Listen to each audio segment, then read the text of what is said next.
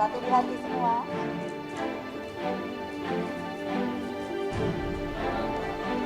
Ya.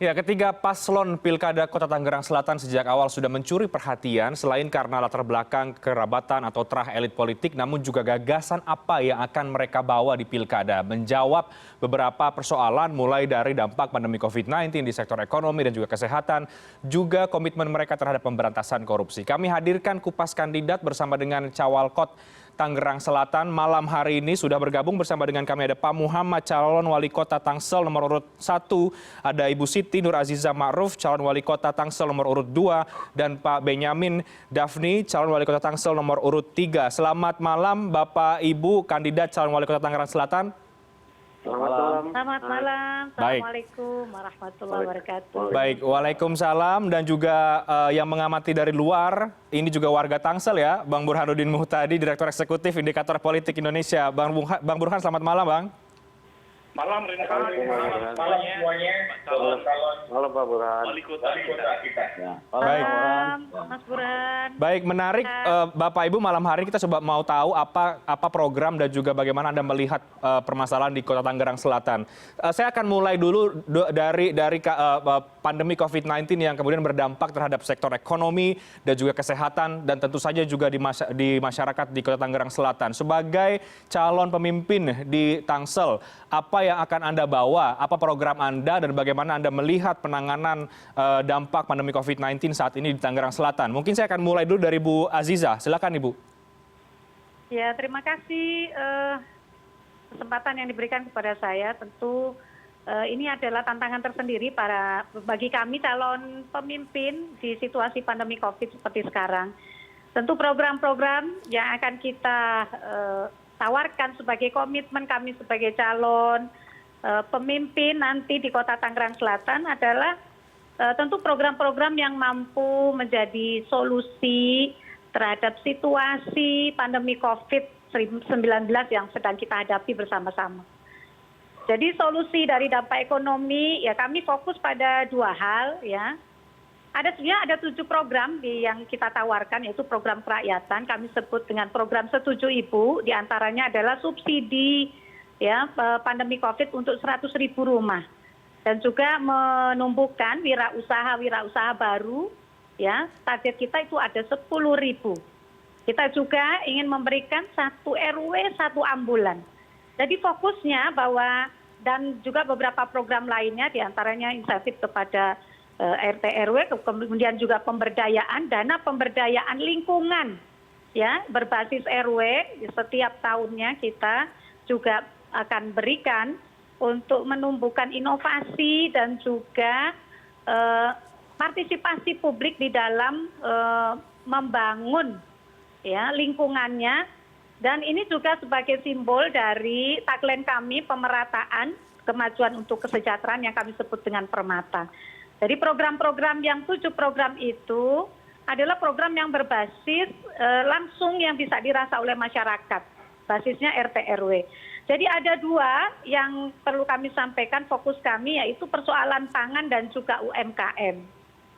Karena kalau kita bicara pangan, ekonomi konsumtif, sekunder dan tersier kan sangat tidak dimungkinkan untuk itu kita lakukan, karena tentu penurunan daya beli secara drastis dari sejak sektor ekonomi mengalami, dan juga sektor ekonomi mengalami stagnasi. Jadi ini yang kita prioritaskan. Maka subsidi kita kepada 100.000 rumah tentu berkaitan dengan persoalan pangan tadi. Di antaranya juga UMKM ya.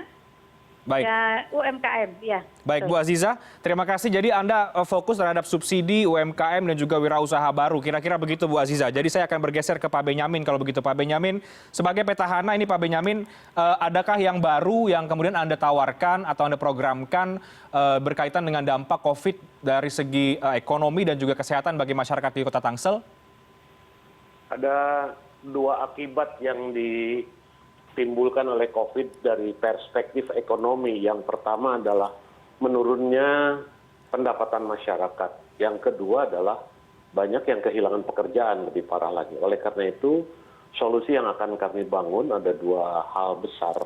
Yang pertama adalah menciptakan lapangan kerja bagi masyarakat melalui berbagai macam kebijakan yang langsung terkait misalnya dengan APBD. Kami akan mewajibkan 30-40% tenaga kerja harus diserap oleh menangkan tender di Kota Tangerang Selatan. Sehingga akan terserap tenaga kerja dalam jumlah yang cukup banyak. Yang kedua, kami memperkenalkan program baru yang namanya Kampung Membangun. Di situ masyarakat sendiri yang bermusyawarah. Mau 2 RW, mau 3 RW itu masyarakat yang bermusyawarah. Dan apa yang akan dibangun itu juga sepenuhnya diserahkan kepada hasil musyawarah masyarakat. Posisi pemerintah, hasil musyawarah pekerjaan-pekerjaan yang akan dilakukan oleh masyarakat di satu kampung tadi, 2-3 kampung, 5 kampung, mungkin 50 kampung se-Tangerang Selatan, yang pertama akan dikuatkan, akan dibuatkan keputusan wali kota. Karena ini harus masuk di dalam program APBD kita. Yang kedua tentunya dimasukkan di dalam pola anggaran yang, jadi posisi pemerintah adalah penganggaran dengan plus payung hukumnya. Tapi di situ yang terlibat dalam Kampung Membangun tadi, misalnya bidang konstruksi, mau membangun jalan lingkungan hanya dengan konblok, itu diselesaikan oleh masyarakat. Seperti demikian. Demikian juga dengan pelatihan dan ekonomi kreatif yang dilakukan di level di kampung itu sendiri. Demikian. Oke, baik. Saya ke Pak Muhammad. Pak Muhammad, dari Anda bagaimana pasangan Muhammad Saraswati? Tadi Mbak Saras, calon wakil wali kota, sempat menyinggung soal pemberian vaksin di 100 hari menjabat jika terpilih. Percaya diri sekali, Pak. Itu seperti apa teknis dan juga mekanismenya untuk program-program tersebut? Ya, baik, terima kasih. Kami dalam menangani COVID-19 ini ada dua cara yang kami lakukan. Yang pertama tentunya sesuai dengan protokol COVID, karena penyakit ini adalah penyakit dunia yang di bawah kontrol WHO.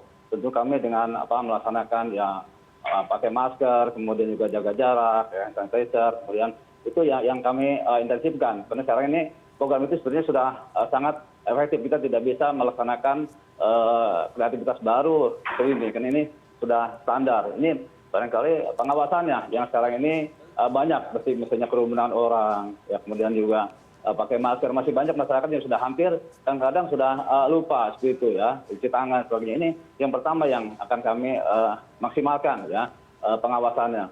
Kemudian yang kedua juga dampak daripada COVID ini tentunya secara ekonomi. Betapa banyak sekarang masyarakat yang dirumahkan, kemudian pendapatan otomatis menjadi miskin semuanya. Ini barangkali kami akan bantu mereka. Apa sih sesungguhnya profesi masing-masing kami tidak sama ratakan. Yang memang butuh bantuan kami akan bantu secara merata, barangkali 5 juta per kakak. Itu yang langsung terkena dampak daripada COVID itu sendiri. Kemudian juga yang lainnya, tenaga kerja yang nganggur segala macam, itu akan kami berikan guidance mereka apa sih yang diinginkan, kebutuhannya apa. Kami tidak bisa dipukul sama rata, karena kalau kami sama ratakan, mereka tidak bisa memang dengan kurang ahli bidangnya, itu sama saja juga tidak kurang bermanfaat. Itu yang kami akan terus tingkatkan lakukan. Kemudian juga hal-hal yang lain, tentunya bantuan segala macam kami akan bekerjasama dengan pihak swasta, bagaimana mereka bisa membantu. Ini adalah sesungguhnya bukan tanggung jawab pemerintah saja, tapi juga tanggung jawab kita, para pengusaha yang ada di Tangerang Selatan, kami akan libatkan. Bagaimana bisa membantu kontribusi kepada rumah sakit yang kami lakukan sekarang, yang ada sekarang, dan juga kepada masyarakat langsung sesuai dengan kebutuhan daripada masyarakat itu sendiri. Masing-masing keluarga kan berbeda-beda ya, keahlian dan juga kemampuan mereka berusaha. Itu yang dapat kami lakukan. Oke, baik. Jadi sudah ada gambaran kira-kira bagi Anda masyarakat Tangerang Selatan akan seperti apa kemudian penanganan dampak COVID-19 di bidang ekonomi dan juga kesehatan oleh para masing-masing calon wali kota. Saya ke Mbak Aziza. Bu Aziza, ini Anda sebagai calon satu-satunya perempuan, kemudian juga yang mungkin belum ada pengalaman secara pemerintahan di Tangerang Selatan dibanding dengan dua yang lain. Jadi ketika Anda terjun ini, apa yang Anda lihat, apa yang Anda Anda soroti sebenarnya, Bu Aziza, dan bagaimana penanganan COVID-19 dan juga program-program yang dijalankan oleh pemerintah Tangerang Selatan saat ini, Mbak? Apa yang Anda soroti, Bu Aziza? Kalau kita bicara soal situasi pandemi COVID, tentu saya ingin melihatnya pemerintah ini harus betul-betul memiliki itikat baik ya, bahwa tata kelolanya betul-betul harus public fokus. Ya, bahwa situasi saat ini masyarakat memang rentan sekali ya, kondisi ekonomi dan juga kesehatannya. Oleh karena itu tadi saya sampaikan bahwa tentu program-program kami adalah program-program afirmatif, program yang berpihak kepada masyarakat untuk memberikan pelayanan kepada masyarakat terkait dengan tadi pemulihan ekonomi, dengan memberikan subsidi, kemudian juga tadi disampaikan menumbuhkan wirausaha baru yang melalui UMKM, karena lapangan pekerjaan itu kan menjadi sangat penting karena kontribusi UMKM ini paling tinggi di dalam sektor tenaga kerja. Baik, Bu Aziza. Tapi dari yang Anda lihat saat ini, apakah tidak ada program yang pro rakyat dari apa yang sudah dilakukan oleh pemerintahan Kota Tangerang Selatan saat ini? Tata kelola seperti apa yang menurut Anda ini harus diperbaiki? Ya, kita bisa lihat ya bahwa Tangsel ini kemajuan dan juga kesejahteraannya tidak merata sampai ke kampung-kampung. Kami melihat ini perlu ada perhatian lebih besar yang bisa memastikan bahwa kampung ini tetap terlindungi di tengah kepungan gedung-gedung ya, melalui sejumlah program pemberdayaan kampung ya. Apalagi di situasi pandemi Covid seperti sekarang. Ya, itu perlu ada dana kampung, tadi seperti perda tentang kampung ya. Dan bagaimana kita sebagai pemerintah menyerap aspirasi masyarakat itu. Kami belum melihat contoh saja seperti program yang kami tawarkan untuk mendekatkan layanan kesehatan lebih dekat kepada masyarakat. Saya nggak tahu, belum pernah dengar ya pemerintah yang sekarang kemudian memberikan 1 RW 1 ambulan yang sebetulnya menjadi kebutuhan masyarakat selama kami ngampung setiap hari ketika kami berkampanye. Kami belum pernah dengar. Seperti misalnya ada dana pemberdayaan lingkungan yang betul-betul menumbuhkan inovasi-inovasi dan juga partisipasi publik lebih banyak di tengah-tengah masyarakat. Oke, baik. Tahan di situ, Bu Aziza. Usai jeda saya akan tanyakan itu ke Pak Benyamin dan juga Pak Muhammad. Apa tanggapan Anda dari situ dan apa yang kemudian Anda ingin sampaikan terkait dengan pemberdayaan kampung tadi, soal yang disampaikan Bu Aziza dan juga tata kelola. Tapi kita bahasnya usai jeda. Kami akan segera kembali sesaat lagi.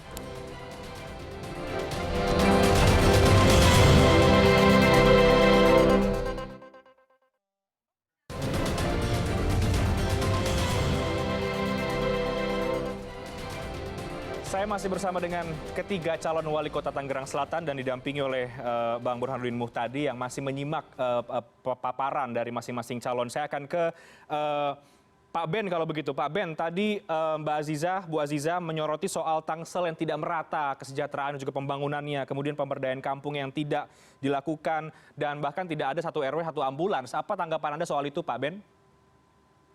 Kemajuan Tangsel itu pertumbuhan ekonomi dan PDRB-nya diintervensi oleh 2 investasi, Pak. Yang pertama adalah investasi sektor swasta dan investasi sektor pemerintah, baik dari APBN, APBD provinsi maupun APBD Kota Tangerang Selatan itu sendiri. Dua-duanya saling mengisi. Dan pembangunan yang ada di Tangsel saat ini itu sepenuhnya sebetulnya mengikuti mekanisme pasar. Mereka yang telah mendapatkan izin tentunya akan membangun sebuah klaster dan lain-lain sebagainya. Memang di 1-2 lokasi akan terjadi yang satu kampung tertata, yang satu lagi kampung tidak tertata. Nah tentunya ini penataan fisiknya dilakukan secara bertahap. Karena kampung yang tidak tertata itu menjadi bagian perhatian dari pemerintah. Kemudian mengenai apa yang tadi disampaikan, mengenai pemberdayaan masyarakat, di kampung-kampung itu kita sudah melakukan berbagai macam program.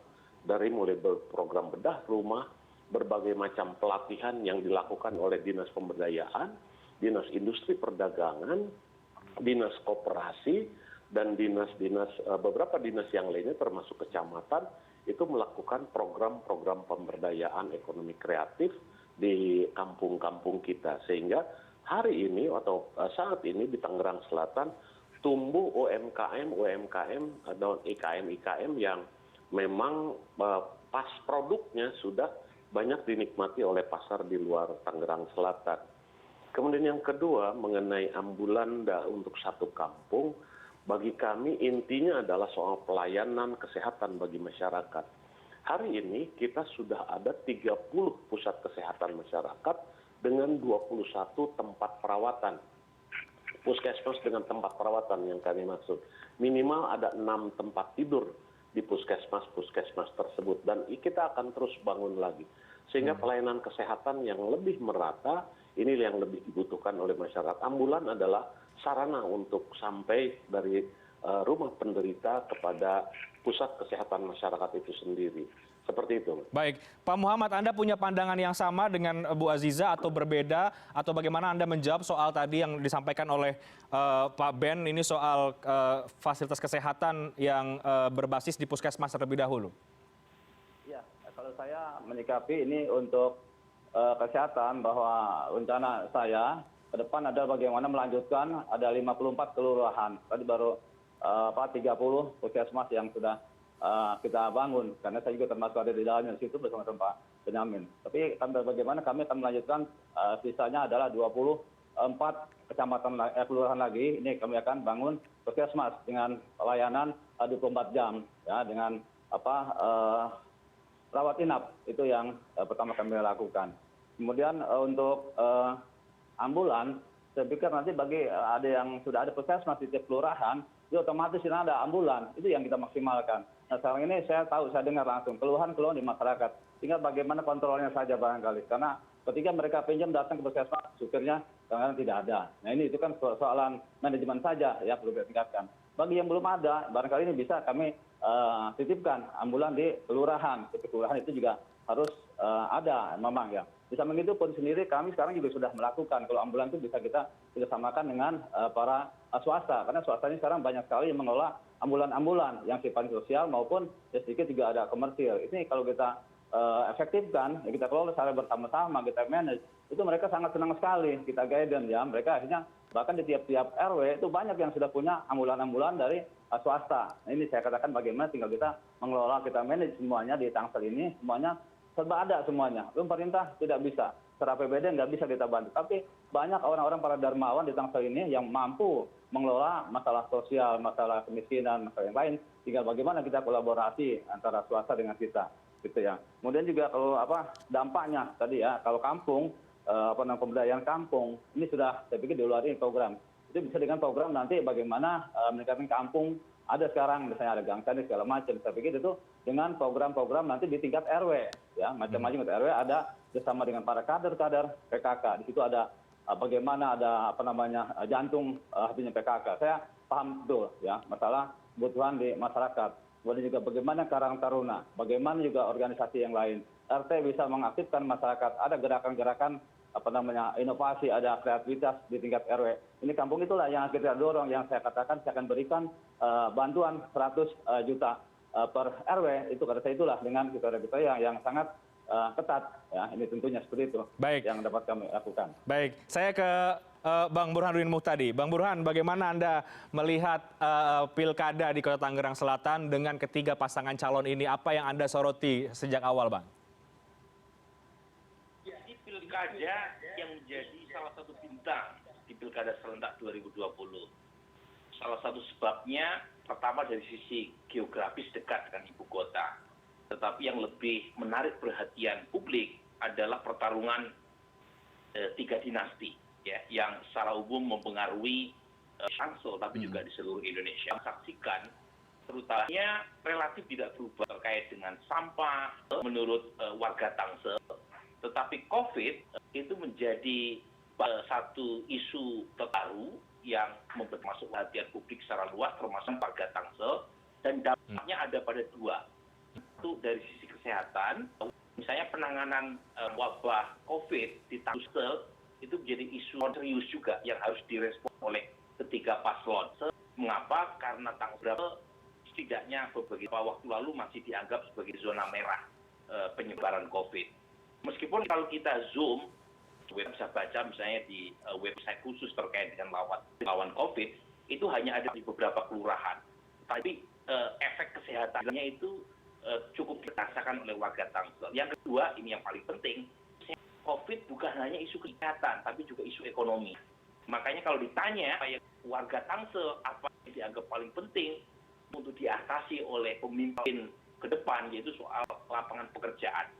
Nah, ini yang seharusnya diulas oleh ketiga paslon, apa yang harus dilakukan terkait dengan turunnya tingkat lapangan pekerjaan akibat COVID-19. Karena COVID satu pandemik yang membuat aktivitas warga Tangsel terbatasi.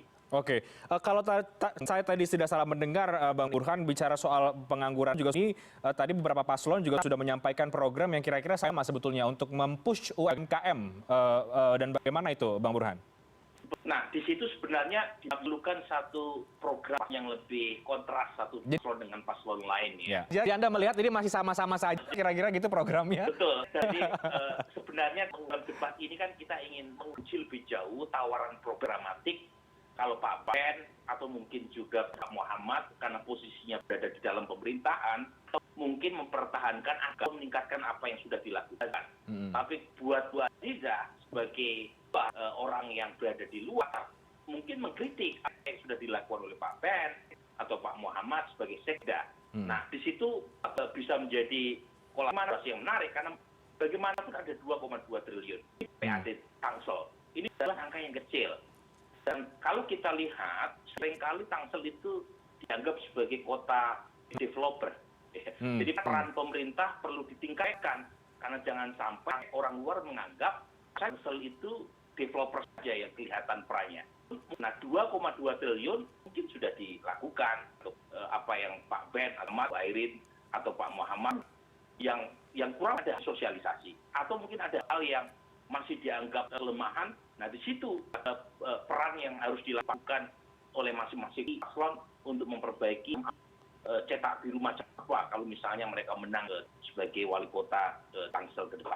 Oke, kita coba tanyakan ke Pak Muhammad dan juga Pak Ben bagaimana menjawab tadi yang disampaikan Bang Burhan soal ini betulnya kayaknya agak-agak sama saja sebetulnya programnya ke development soal Tangsel kota developer. Bagaimana Anda menjawab itu? Mungkin Pak Muhammad dulu.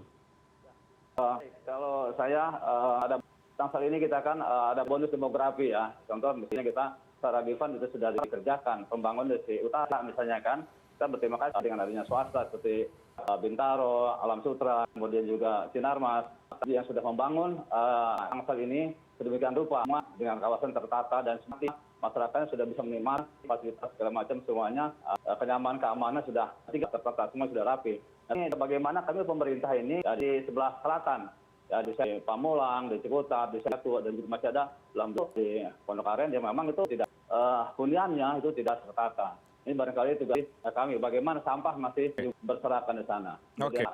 Tata ruangnya yang tidak sempurna ini juga akan kami upayakan dengan peraturan dan nanti misalnya drainase bagaimana yang selama ini juga saling bersinggungan satu sama lain itu yang banyak kluster-kluster baru dan tidak mematuhi aturan sehingga banjir bisa terjadi karena tidak aktifnya pembuatan drainase saling potong dan sebagainya. Tadi kemudian untuk UMKM tadi sama Bang Burhan saya setuju. Terus saya jadi kalau dia sedangkan kami sudah melaksanakan mulai dari bagaimana ya sumber daya manusianya ya dari semua UMKM kami guidance dari mulai yang pemula dari IKM ya UKM itu ada dua, ada UKM dari industri sebagai awal misalnya produksi awal mereka kemudian sampai yang UMKM ada mereka bagaimana melaksanakan bagaimana melaksanakan berdagang tidak perlu menjadi suatu industriawan. Ini kami sudah berikan bantuan, misalnya bantuan buat pembuat mas packagingnya, kemudian juga pemasaran, kemudian bantuan halal, bantuan kemudian PRT-nya, kemudian sampai dengan ke HK-nya itu kami dan semuanya dengan bantuan dana APBD. Kemudian juga kasih mereka apa yang mereka butuhkan, perawatan dan sebagainya. Sampai sasaran kami bantu sampai ke tingkat pengendalian internasional pun kami sudah berlaksanakan. Dan sekarang ini juga berbanyak tindak lupa dan banyak dan tinggal sekarang bagaimana kita lihat pemula COVID pemula yang dampak daripada COVID ini barangkali kami akan terus ke depan bantuan permodalan, bantuan pengetahuan segala macam semuanya ini yang ke depan juga kita manage, kita maintain dan juga memberikan di APBD yang rakyat ke sana itu. Ya, baik Pak Matmat. Nah, usai jeda saya berikan kesempatan Bu Aziza dan juga Pak Ben untuk menjawab bagaimana soal Tangsel antar developer. Ada gap ini antara daerah yang satu dengan yang lain, di mana ini dibangun oleh developer, di mana yang satunya lagi satu dibangun oleh Pemkot Tangsel sendiri. Kita bahas nanti. Usai jeda, kami akan segera kembali sesaat lagi.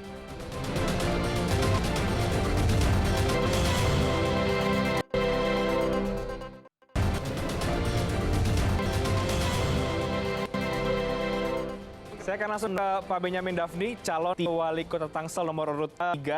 Pak Ben, kalau soal Tangsel kota developer, bagaimana Pak Ben benar itu sebetulnya penjelasan dari Anda Pak Ben benar? Kian? Tangerang wilayah selatan itu sejak kabupaten itu berkembang sejak terbitnya tahun Impres 13 tahun 1976 tentang pengembangan di Jabodetabek pada waktu itu. Saya melihat di perkembangannya. Dan yang dilakukan oleh pemerintah sampai dengan hari ini adalah mengendalikan melalui peraturan daerah tentang rencana tata ruang wilayah. Kalaupun swasta yang membangun itu semata-mata adalah mekanisme pasar, tetapi tugas pemerintah adalah menyeimbangkan antara ruang yang bangun dengan ruang yang tidak terbangun. Kemudian juga persyaratan untuk seimbang atau ada konektivitas dengan warga sekitarnya itu sudah kita lakukan melalui berbagai macam program. Misalnya, kita minta dibangunkan masjidnya jangan terlalu jauh dari perkampungan yang ada, atau bahkan di luar perkampungan. Kemudian juga program CSR, itu diberikan kepada warga di sekitar daerah-daerah yang dibangun. Dan, jadi justru kami mengendalikan pembangunan yang dilakukan oleh developer itu melalui rencana tata ruang wilayah yang seketat berikut kita berikan kepada mereka. Antara itu, Mas. Dan dalam pelaksanaannya saat ini, alhamdulillah, di masyarakat secara fisik mungkin masih ada terlihat perbedaan konstruksi antara ruang wilayah klaster dengan wilayah non klaster. Tapi di luar itu, dalam pergaulan antar penduduknya, relatif sebetulnya sudah tidak ada lagi permasalahan, bahkan saling bantu-membantu. Seperti itu yang terjadi di tengah masyarakat Tangsel Selatan, Pak. Oke, baik. Saya ke Bu Aziza. Bu Aziza, sebagai satu-satunya calon yang Anda berada di luar pemerintahan, Anda di kota, lihat soal pembangunan bagaimana di kota Tangsel? Ya, hampir tahun saya kampung ya, yang bisa kita lihat di kalau kita. Jadi itu yang kita gedung. Ini yang perlu kepung gedung hegemoni kelas bangunan yang perumahan itu, lalu kemudian dilakukan pengembangan sampai kemudian menggusur kampung-kampung. Padahal kampung-kampung itu adalah jati diri kota Tangerang Selatan, di mana itu tumbuh budaya dan kearifan lokal yang menjadi sebuah potensi besar bagi kota Tangerang Selatan sebagai sebuah kota yang tentu ini bisa menjadi modal dan potensi untuk menjadi kota yang berkelas dunia ke depan. Jadi saya masih melihat ya bahwa pembangunan yang terjadi di kampung-kampung itu masih jauh. Kalau kita lihat pembangunan yang ada, ya lebih pada prestasi pengembang saja, ya.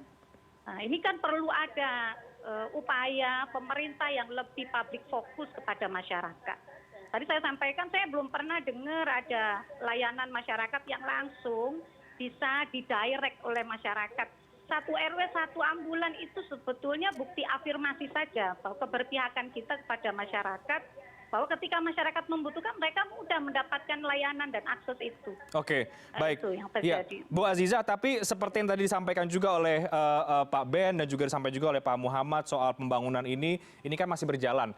Dan juga mekanisme pasar tadi. Kalau kemudian dari Anda, bagaimana konsep pembangunan yang Anda tawarkan untuk di Kota Tangerang Selatan agar untuk meruntuhkan apa yang tadi Anda sampaikan itu soal prestasi pengembang saja? Ya, kalau saya melihatnya bahwa pembangunan nanti itu harus bersifat integrasi, ya integratif, spasial tematik, ya, bahwa ya bentuk kemajuan seperti yang kami sebut dengan permata tadi, wujud konkretnya adalah pendekatan pembangunan yang berbasis ruang, ya. Ya, itu dengan adanya keberadaan misalnya klaster ekonomi rakyat, kemudian klaster ekonomi digital, ya. Ya, memang ini semua berbasis ruang, gitu ya. Jadi ada temanya gitu. Seperti misalnya UMKM tadi disampaikan, UMKM UMKM kan penanganannya klasik sekali, misalnya diberi pelatihan, diberi modal, tetapi tidak diberi tema. Oke. Yang kemudian ini bisa mengangkat kelas daripada UMKM itu. Oke, baik. Saya ke Pak Muhammad, nanti saya juga akan ke Pak Ben. Apa tanggapan Anda berdua soal apa yang disoroti tadi itu? Jawaban Anda, prestasi pengembang, integrasi, kemudian tadi yang ingin disampaikan oleh Bu Aziza adalah pembangunan berbasis ruang. Mungkin Pak Muhammad terlebih dahulu. Ya.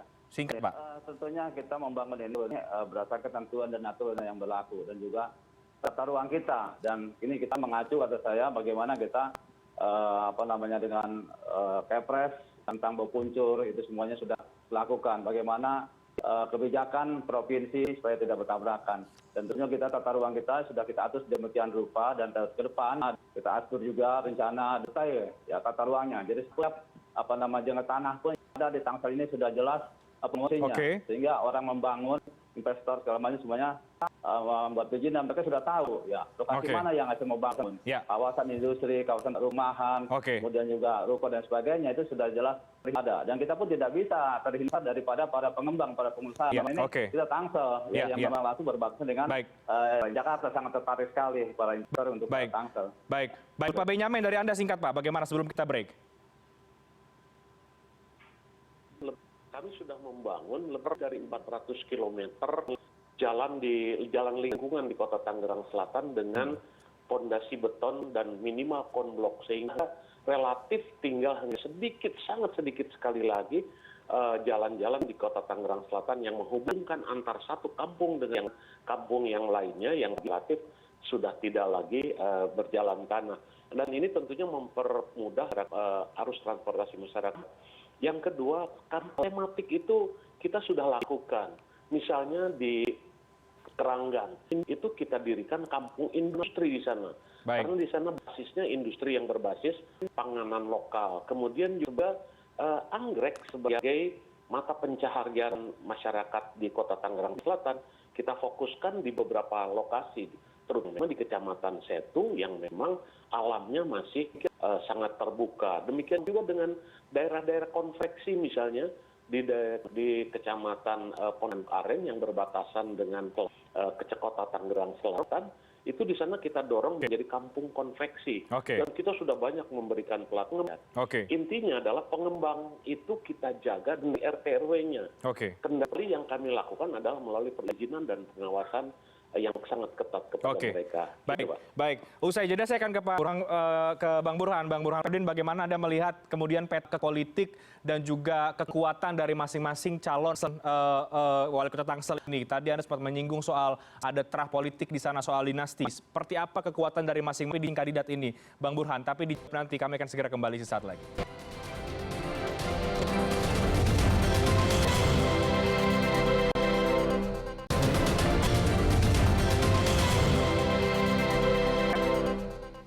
Saya akan langsung ke Bang Burhanuddin Muhtadi. Bang Burhan, seperti apa catatan Anda soal kekuatan dari masing-masing calon ini, kekuatan politik yang mereka miliki sampai dengan saat ini? Seperti apa analisis Anda, Bang Burhan?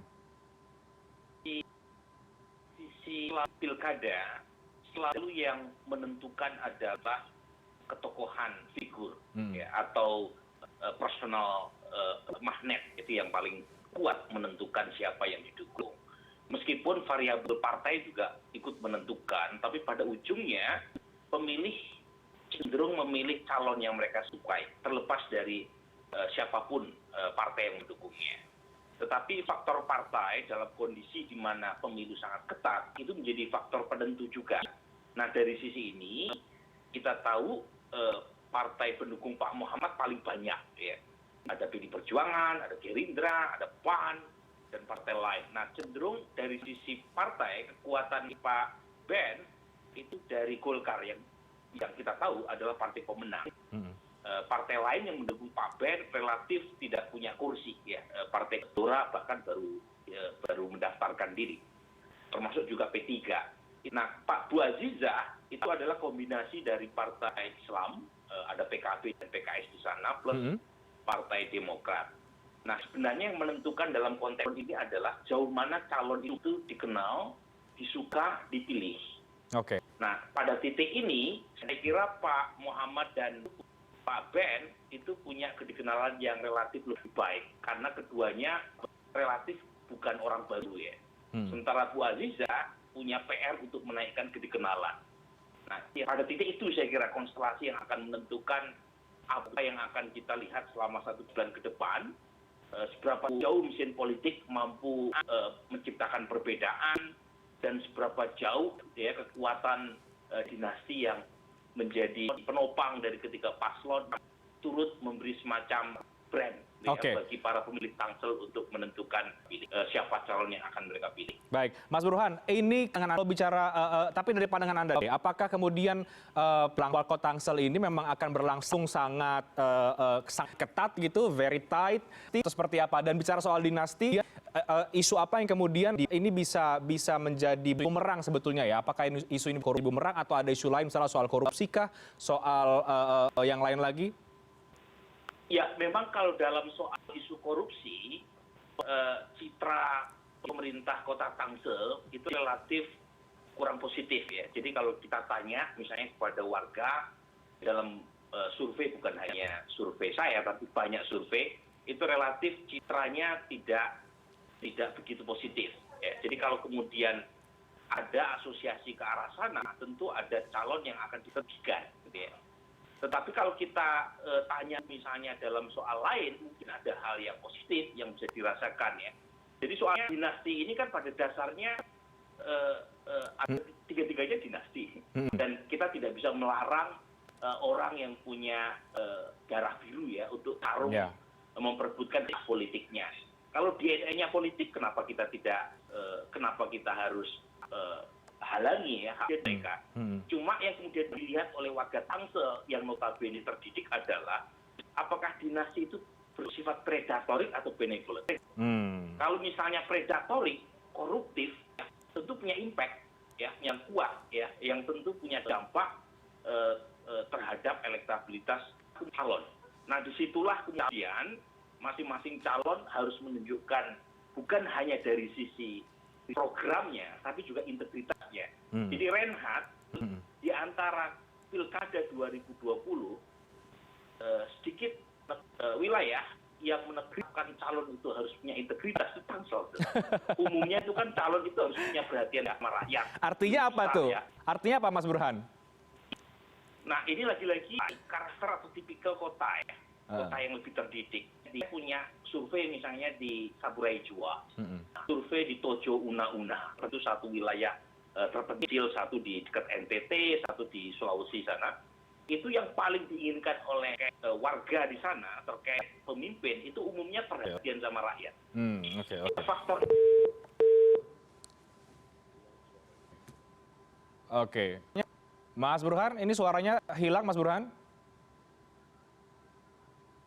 Oke, kita jeda terlebih dahulu begitu karena Mas Burhan suaranya tampaknya hilang. Bapak Ibu calon wali kota, kita jeda terlebih dahulu, nanti akan membahas juga soal bagaimana Anda menjawab soal dinasti tadi itu dan juga kalau dinasti punya potensi juga biasanya terhadap praktik-praktik korupsi. Anda bagaimana menjawab itu? Kita bahas di segmen berikutnya, usai jeda berikut.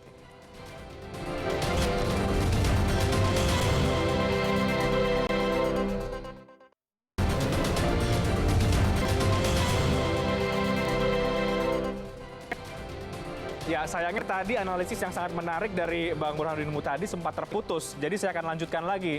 Bang Burhan, silakan dilanjutkan. Tadi sampai di dinasti itu bisa jadi predatory, tapi juga bisa jadi yang lain. Silakan.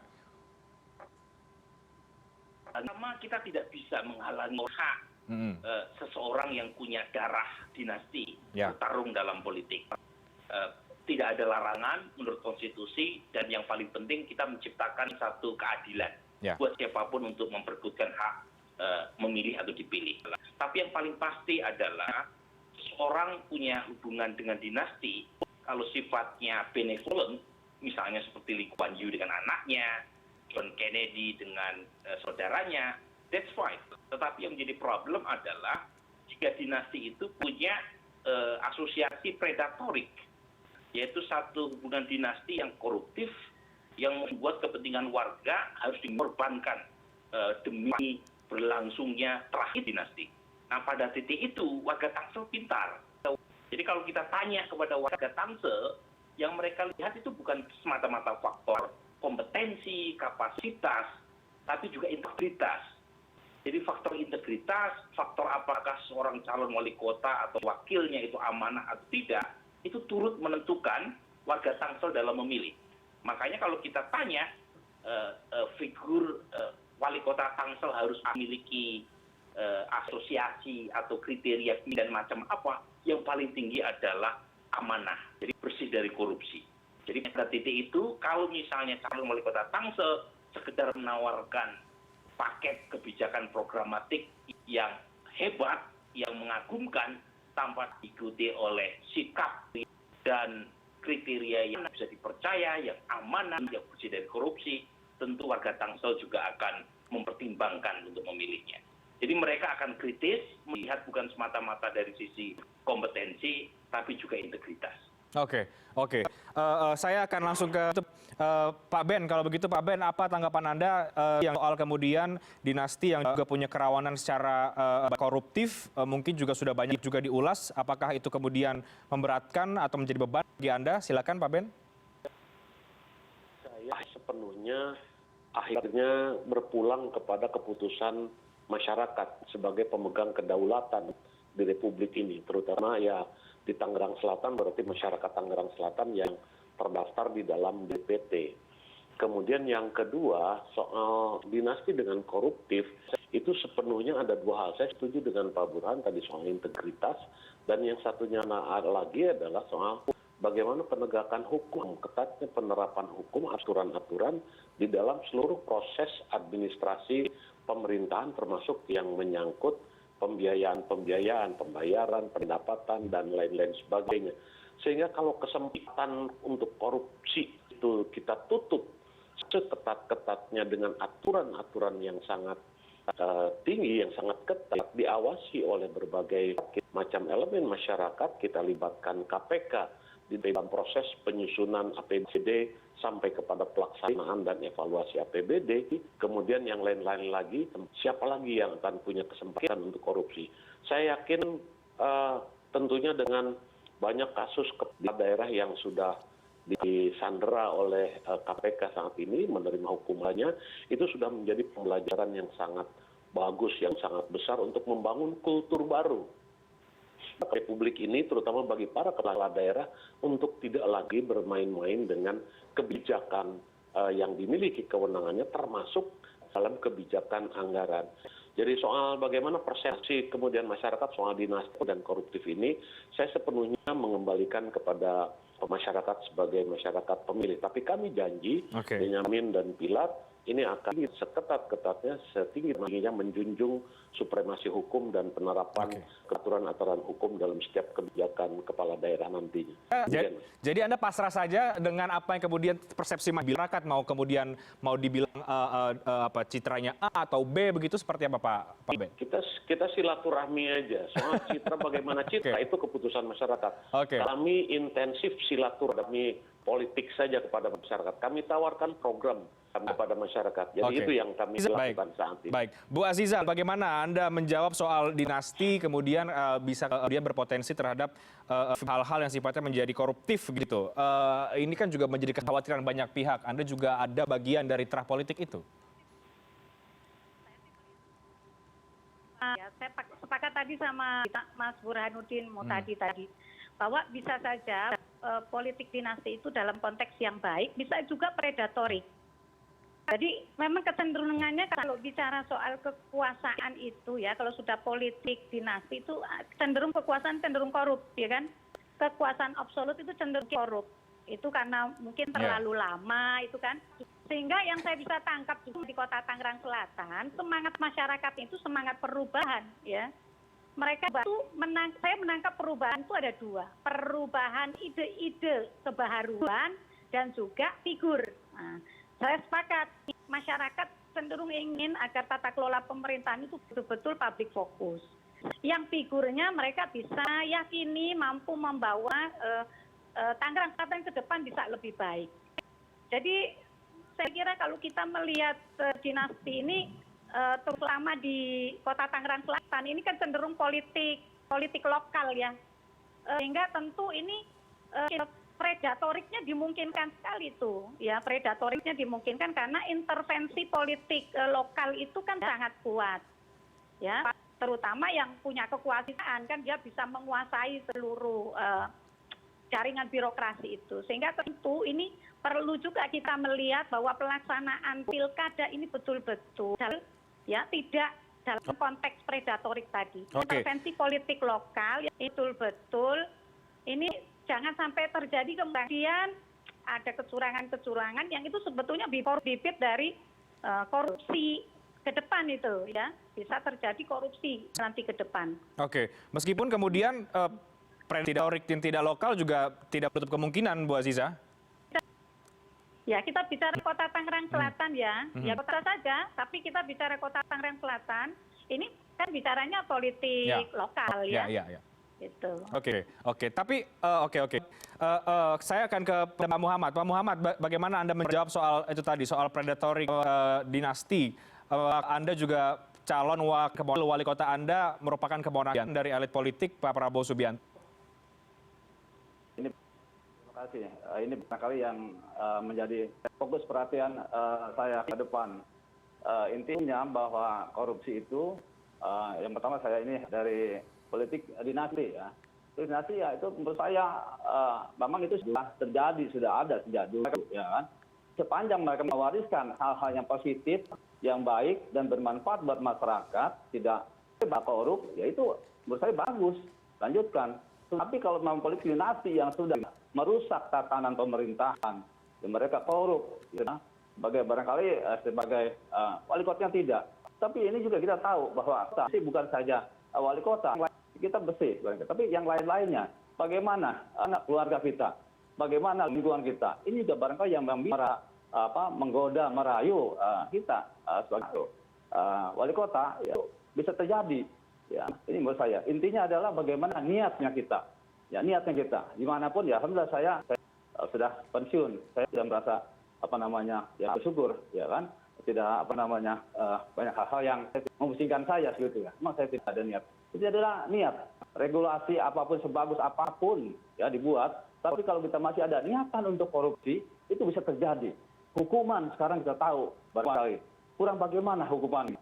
Ya sampai di jaket kuning, sampai di ekspos televisi segala macam semuanya untuk mempermalukan. Tapi lagi-lagi sekarang berapa banyak kepala daerah juga yang terlibat.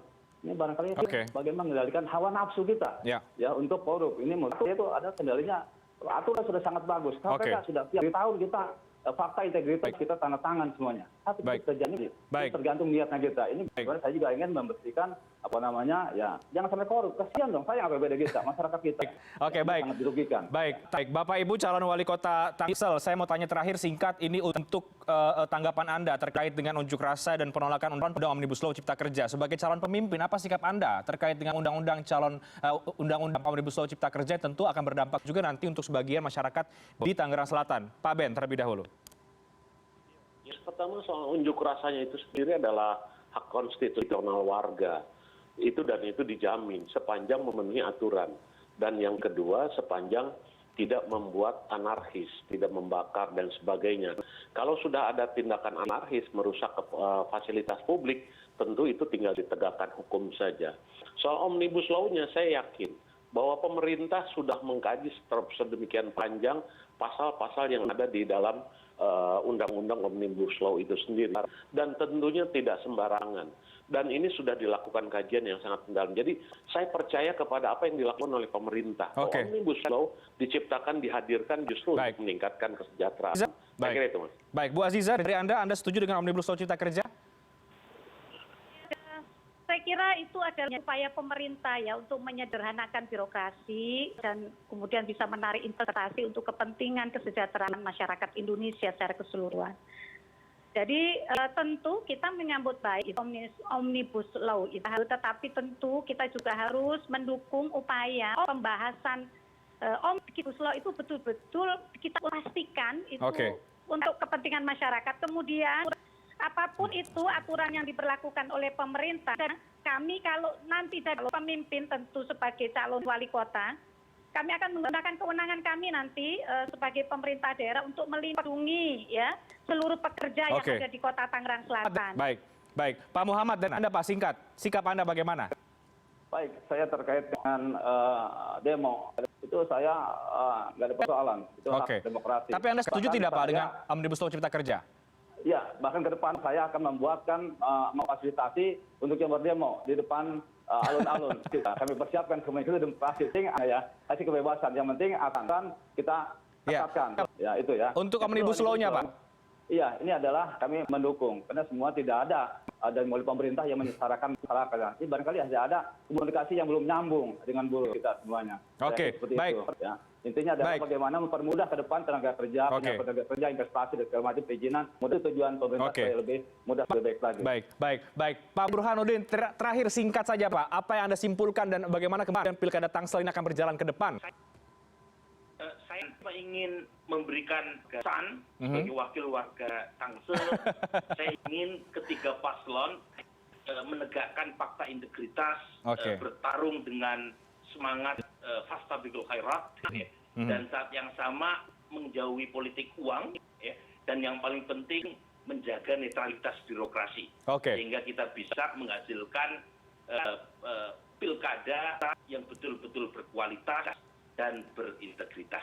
Terima kasih banyak Pak Burhanuddin Muhtadi, Direktur Eksekutif Indikator Politik Indonesia, yang juga tadi adalah warga Tangselnya itu sendiri ya Pak. Terima kasih banyak Pak Muhammad, Bu Aziza, terima kasih banyak Pak Ben, terima kasih banyak sudah bergabung dan juga kita bedah sama-sama kandidat Anda, program Anda masing-masing. Kita akan serahkan kemudian ke masyarakat di Tangerang Selatan siapa yang akan dipilih dalam Pilkada serentak nanti. Terima kasih banyak Bapak Ibu sekalian.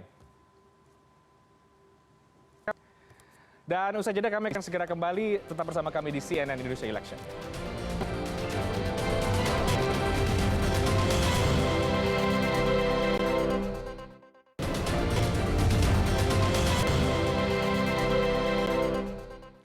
Ya, Pilkada Kota Tangerang Selatan memang bukan ajang kontestasi yang mudah bagi ketiga pasangan calon. Masing-masing calon dinilai memiliki popularitas dan juga elektabilitas yang berimbang. Tapi apapun kemudian partai yang mendukungnya, kemudian terah politik di belakang masing-masing kandidat pasangan calon di wilayah Tangerang Selatan, satu yang pasti kemudian harus menjadi perhatian bersama adalah integritas dari pasangan calon yang harus dimiliki dan menjadi pertimbangan Anda untuk memilih calon kepala daerah. Demikian CNN Indonesia Election malam hari ini. Saya Rehat Sirait pamit. Selamat malam. Terima kasih. Sampai jumpa.